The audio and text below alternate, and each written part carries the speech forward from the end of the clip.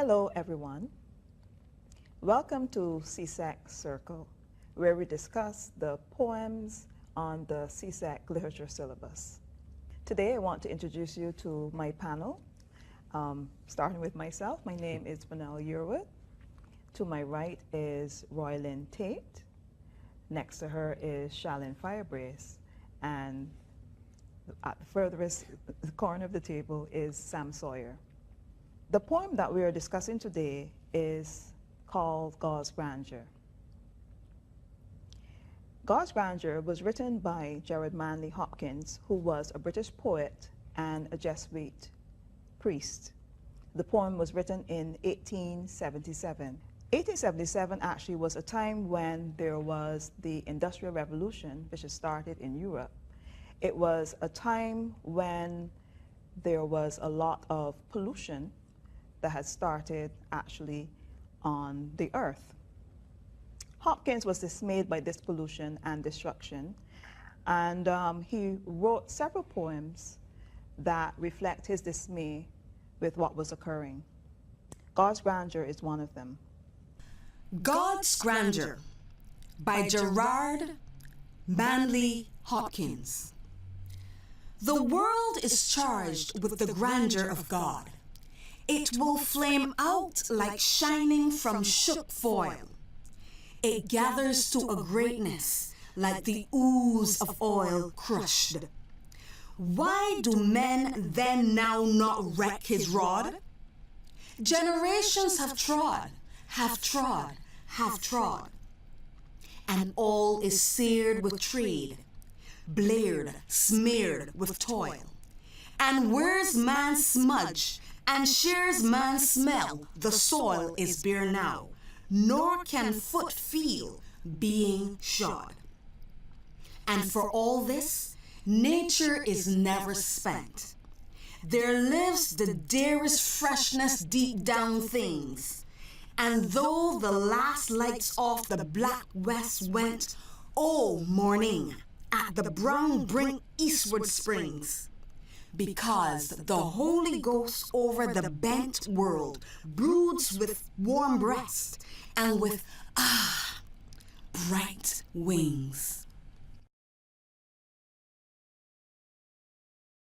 As we've done in previous programs, we're going to start by looking at the title of the poem and its significance. So today we're going to ask Sam to give us a little insight into the poem's title. Well, for you students, the word God is quite clear, but the word grandeur might be somewhat unfamiliar. Perhaps you could best define it as impressive beauty. So this is a poem in which Hopkins is considering the world in relation to God's impressive beauty as it's reflected in the world and impacted by human activity. Thanks, Sam. So students, always consider the title as a way into understanding a poem. Another method of understanding a poem is by researching the meaning of unfamiliar words that you may find. And this poem actually has several words which may be unfamiliar to you. So we're going to start with asking Roylyn, which word does she find to be an unfamiliar word? In line 4, I am looking at the word wreck, where that line says, why do men then now not wreck his rod?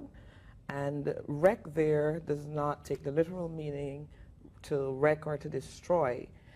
In this sense here, Hopkins is looking at the rod of God on mankind, and how is it that they know his omnipotence, his power, and how they are not paying or taking heed to his power. He has the power to do or not to do.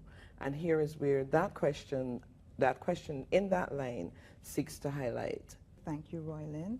Another word that you may find of difficulty may be the word bent. I know that everyone knows to bend something, and really perhaps Hopkins meant when he used bent here, the shape of the world. We know of a circular shape. But bent here could also perhaps refer to the fact that Hopkins was viewing the world as being destroyed by mankind, hence the use of the word bent. Charlene, what other word would you point out in this poem? Okay, to follow up from what Roylin said in line 4, we have the word rod. The rod here could mean a symbol of authority. In the Bible, we talk about the rod of correction. So the line seems to mean, why do men now wreck his rod, not pay attention to God's attempt to correct or to, and we also see in the Bible the use of the rod by Moses, for example. So the rod here could be symbolic of authority, of correction, of a reminder that we should pay attention to the authority of God, and not just God, but in this case of nature as manifested by God's presence. Sam, we're going to leave the last word to you. In addition to these 3 words that the other panelists have identified, perhaps one of the other words in the poem that might be somewhat unfamiliar is the word bleared. Now, it means indistinct or dim. Think of it this way: you are crying, you're not completely blind, you can see something, but you don't have a proper image because the tears are clouding your vision, so to speak. Now, in terms of the subject matter of the poem, this word bleared could best be thought of as pointing to the lack of clarity in the environment because of pollution. So we know, for example, about China, we know about other cities in the world, other places where you have lots of pollution in the air, so you can't see very far. In Barbados, for example, when our environment is affected by African dust, visibility might be reduced to just a couple miles. So that's the word that you might want to consider as well. Thank you, Sam. So as we are seeing, there's a picture emerging, and that picture suggests that really, as you delve into a poem, you need to make sure you understand the vocabulary of the poem. There are several other words in this poem which perhaps you should find the meanings of, and I can think of more of them. I can think of the words seared, shod, ooze, charge. So have a look at the definitions. In addition to this, what we are seeing emerging is a picture of Hopkins and his relationship with God. In spite of the destruction of the earth that he was witnessing by mankind, what Hopkins is really showing in this poem is that we have a God who is capable of renewing the earth each day in spite of all that man has done to destroy it. In addition to the words the poet uses, one of the other devices and one of the other approaches we can use for delving into the poem would be the examination of the literary devices. So I'm going to invite our panel to have a little discussion about some of these devices that can be found in this poem. Roylin, should we start with you?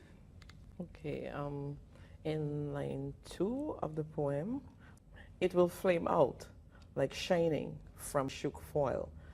This is a simile in the poem that Hopkins brings out. And in my recollection, I'm trying to make a comparison between the experience of Moses when he encountered God's presence, and as the presence of God passed him, his face had that shimmery, shiny effect after that encounter. What is emerging from this poem are the themes. And these themes, to my mind, are the beauty of God in the world, man's destructive impact, and God's renewing presence. What we're about to do now is to do a more in-depth discussion of each of these themes as they emerge. So we're going to begin by talking about the beauty of God in the world. The very first stanza clearly points to the fact that God is in charge of this world, and the whole world is actually filled with his omnipotence and his omnipresence.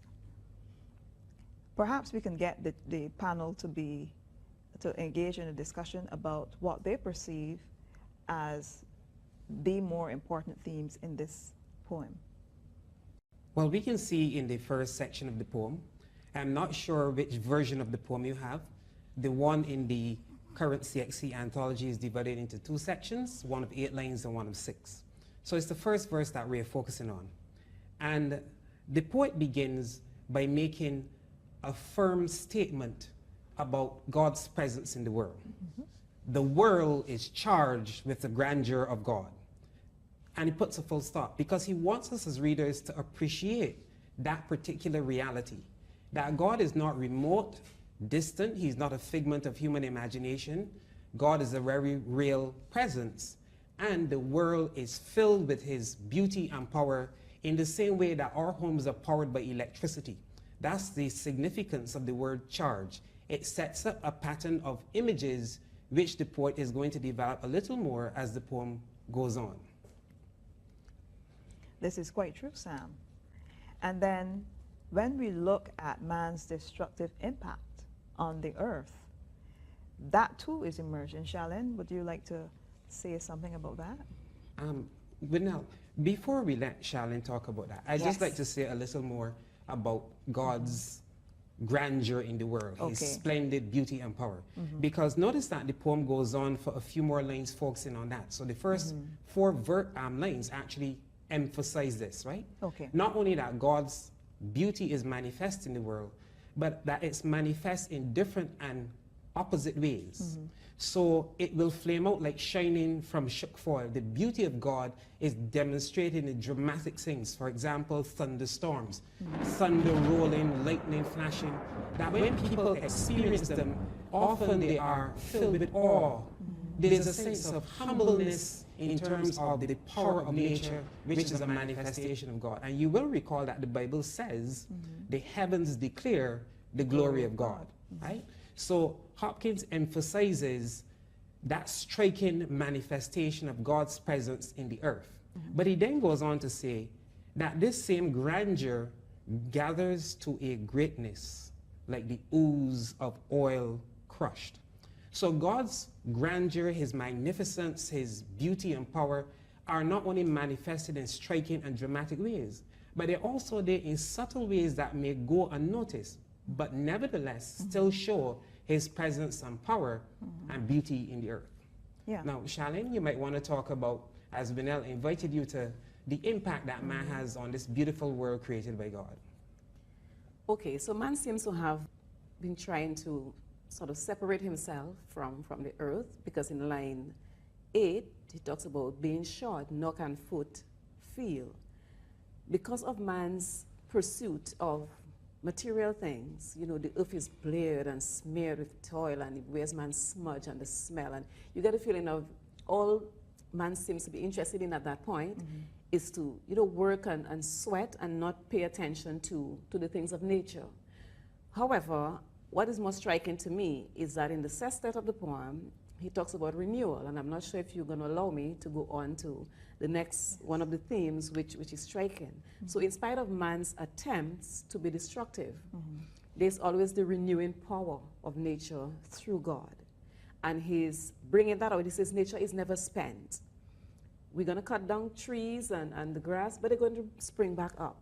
And I think he uses a very powerful image to bring that out when in lines 11 and 12, it talks about every evening we have a sunset. The darkness will come. However, the sun will rise again. So that, to me, this is one of the greatest symbols of renewal, that in spite of our attempts to be destructive, there is always that part of nature being able to bring back, to start afresh. Because the sunrise represents newness, new beginnings. So yes, the sun will set, darkness will come, things will look bleak. However, there's always to look forward to the newness, the renewal of a sunrise, another chance to redeem ourselves, so to speak. Yes, that is certainly true. And it actually speaks and is testimony of the patience and the faith of God in spite of man's destructiveness. The final theme that we're going to look at is the idea of man's destructive impact. So perhaps, Roylin, you would like to speak on that? Okay. The destruction that has the connection here in lines 5. Generations have trod.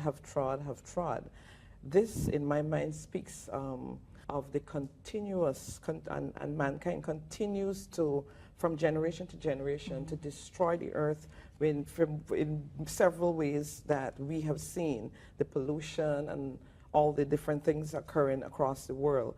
And the repetition here that Hopkins uses highlights that point of the continued destruction of Mother Nature. One of the vehicles for the actual discussion of theme really would be the literary devices. So we're back to literary devices, and we're going to specifically be looking at assonance and repetition as well as symbolism.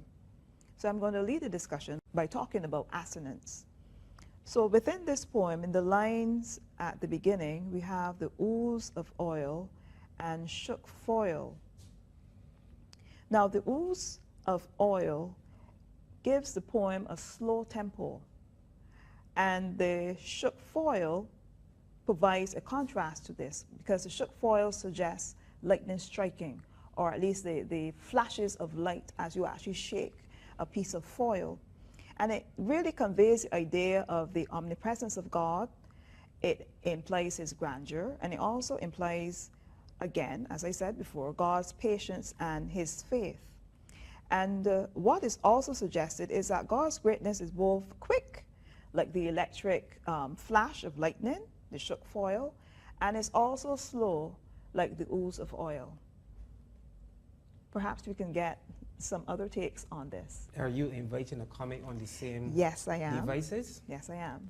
Well, certainly the repetition of that vowel sound in ooze of oil helps to simulate or give us a virtual reality experience of the slowness with which God's beauty and power are manifested, the subtlety, in contrast to the S, H, and the K sound in shook foil.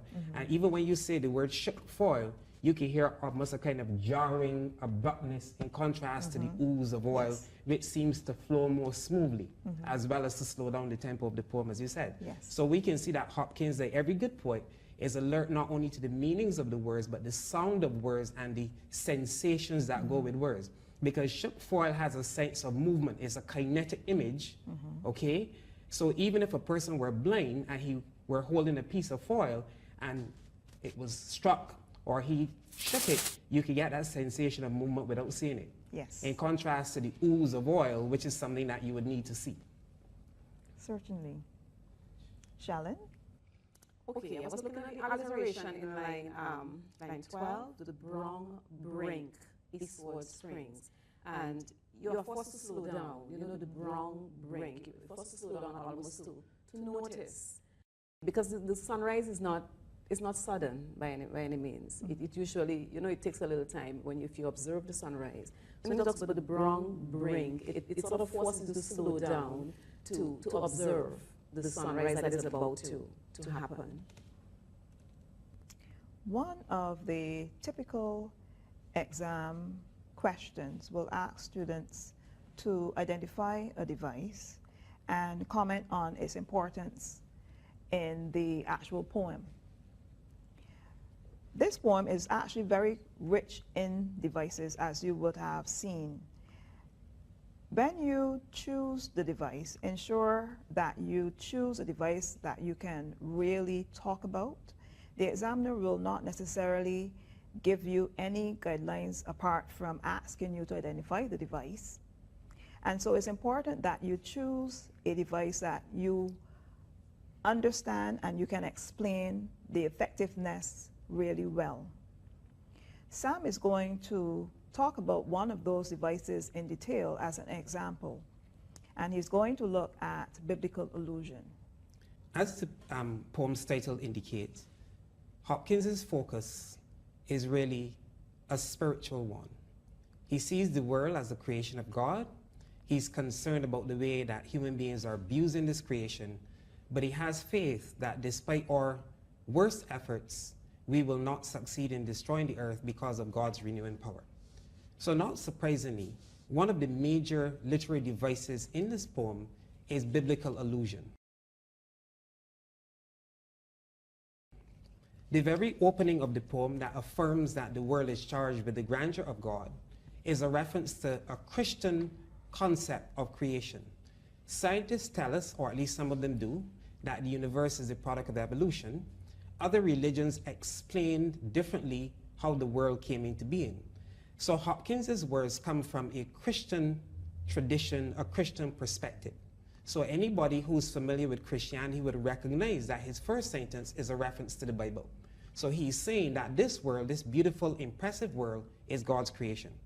Secondly, when in line 4, Hopkins asks, why do men then now not reck his rod? You will recall that we've had a discussion with by members of the panel of the implications of this word rod, that while it does refer to the lightning rod and connects with the opening image of the world being charged with the grandeur of God, it can also be seen within the biblical tradition as a symbol of power and authority. For example, Moses had a rod when he spoke on God's behalf to Pharaoh to ask for the liberation of the Israelites. You will remember that Jesus calls himself the Good Shepherd. You will recall that David says, God's rod and staff comfort him. So anybody who is familiar with the Christian tradition would recognize in this reference to a rod an allusion to the Bible. And lastly, to bring a finish to the poem, and as it were to go back to the point of beginning, Hopkins's persona says that the world is not destroyed, quote, because the Holy Ghost over the bent world broods with warm breasts and with, bright wings. Now, if you've only read the first chapter of the Bible, in the book of Genesis, you would recognize that this image comes straight from the Bible. That according to the biblical account, when God was making the world, he said, let there be light and so on, and the earth was without form and void. It was shapeless and it was empty. And the Spirit of God hovered over the waters. Before there were trees and plants and whales and beautiful flowers and people, the Spirit of God was contributing to creation. So Hopkins goes back to the beginning by alluding to the Bible to make his point that the reason we haven't destroyed planet Earth is not because we've treated it with care and respect as we should, but because the Spirit of God continues to renew it day after day. As we have seen, literary devices are integral to understanding and expressing the effectiveness of a poem. As you would have seen, many of these devices are connected to theme. Some of them may be connected to the tone and to the state of mind also of the poet. In this poem, the structure is also quite important, and I'm going to invite Sam to talk about the structure of this poem. When you look at the poem on the page of your text, you'll probably see that it's divided into 2 verses of an equal length. The first verse is made up of 8 lines, whereas the second verse consists of 6.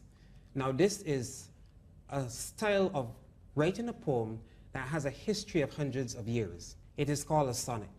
A poem of 14 lines, sometimes it's a single verse of 14 lines, at other times it might be, as here, 2 verses with a particular breakdown. Now normally, in this kind of sonnet, and there are different kinds, this is called a Petrarchan or Italian sonnet. What the poet will do is he will present a situation, or he might present a problem, some sort of concern in the first verse, and then he will give us a response, a resolution, a solution to the problem or the concern that's being presented at the beginning. And Hopkins is doing just that here. So in the first 8 lines of the poem, he identifies for us the problem that the earth is facing. It is a product of God's creation, it reflects his beauty, but human industrialism and materialism are contributing to damaging the environment in significant ways. In contrast, in the second verse, Hopkins shifts focus now to hope. Despite the harm we are causing the environment, the world will continue because of the renewing presence of the Spirit of God. So we can see a clear connection between Hopkins's development of his subject and the way the poem is structured. That in the first verse, he's presented us with a problem, a challenge, and in the second verse, he's offering us hope. Now, another feature of a sonnet is that unlike many of the poems that you'll be studying from this anthology, this is a sonnet, a poem in which rhyme is important. And you will notice, if you check, that the poet uses 2 rhymes in the first verse. The words God, rod, trod, and shod all have the same sound. In contrast, foil, oil, toil, and soil share a different sound. So by using only 2 rhymes, the poet is able to give a certain cohesiveness to this particular verse. When he comes now to the second verse, where he's offering hope rather than focusing on the harm to the earth, you will notice that he picks different rhymes. So we have spent, went, and bent, which have the same sound, and this is complemented by things, springs, and wings. So not only is there a visual separation in the poem between the problem, the challenge of the first verse, and the hope of the second, but the rhyme, the correspondence in song, is also used to highlight this contrast. So structure is very important in this poem. Essentially then, everyone, when we are approaching a poem, we need to look at several things. We need to look at the background to the poet. We need to look at the era in which the poem would have been written. We need to look at the structure, the literary devices, the theme. But more than this, we need to ensure that we personalize our responses to the poems. In other words, get very familiar with them. And we would also want to add that while your immediate concern is to get a grade 1 in CXC English B, to pass your exam, to distinguish yourself, really and truly poems were not written to get CXC passes. Poems are written because the people who write them have valuable insights and experiences they want to share with us. Now think about it. At the beginning of the program, Binel said that this poem was written in 1877. This is 2018, and the problem that Hopkins wrote about in this poem over 100 years ago is even a greater problem today than it was then, and it might be affecting you. The coral reefs around the world and the ones around Barbados are being damaged at an alarming rate. Over 50% of some of them in places in the world have been destroyed. The BBC told us only a couple weeks ago that in the seas, in the area of Iceland and the Arctic Ocean, you have massive pollution from plastic. We know that there are places in the world where in certain cities people have to wear face masks. They have to walk with oxygen in order to be able to survive. So though this poem was written over 100 years ago, more than passing an exam, it continues to speak to us about the importance of caring for the world. And this is the power of poetry, to touch us, to move us, and to open our eyes to things that ought to matter and that do matter in human experience. Let me encourage you to, in your response to these poems, to personalize them, to familiarize yourself with them. As you've seen, there are several different approaches that you can use. Firstly, you need to look at the meaning of the title. That is always a significant factor when you're studying a poem. You need to look at unfamiliar words that you may find in the poems. You also need to look at the structure, you need to look at literary devices, and you need to look at theme. But more than anything, what the examiners are requiring you to do is to actually familiarize yourself to the point that you can actually speak about these poems in detail. As students, we tend to compartmentalize a lot of our learning. What you would have learned in geography would have helped you to understand the whole idea of the charge of God on the earth. And geography certainly would have helped you to understand about the oil and drilling of oil coming up from the bowels of the earth. Having said that, remember, students, always know your poems, personalize them. Don't just learn them for the exam. Thanks for tuning in.